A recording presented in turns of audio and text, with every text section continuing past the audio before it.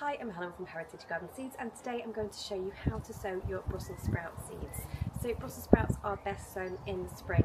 So I'm going to start mine off undercover in the greenhouse, and then they will be ready for planting out into the ground around about May time. So I'm just going to sow my Brussels sprouts into these modules. I'm not going to sow the whole tray, I'm just going to use half of the tray for the sprouts and then I'll use the other half for something else. So I filled my tray with compost and I'm just going to make a little dimple into each cell. And then we just need to sow one seed per cell. If you want to sow a couple of seeds per cell, that's also fine, and then just thin out to the strongest seedling once they have germinated.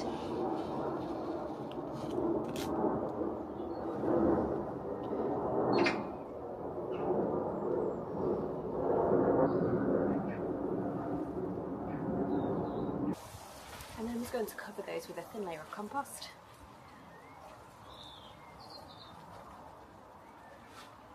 Pop my little plant label in so I know what I've sown, and then give them a light water.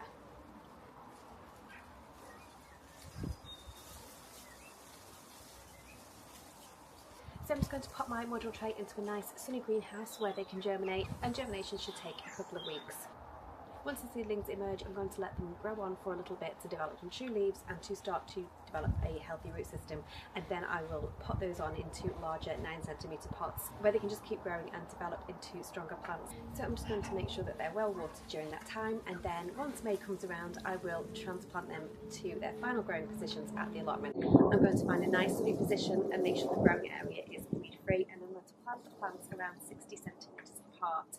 Now beetroot plants do like nice firm soil, so once you pop those into the ground, do make sure that you really firm those in and give them good water.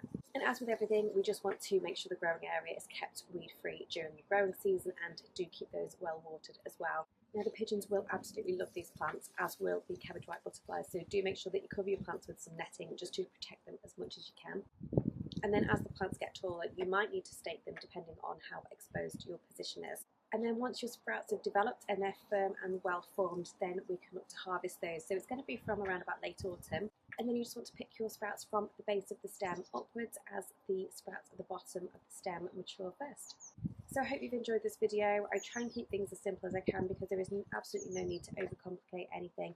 But if you do have any questions at all, please do reach out to me. The best place is always on Instagram. We are at Heritage Garden Seeds, or you can get me on email. The email address is hello@heritagegardenseeds.com.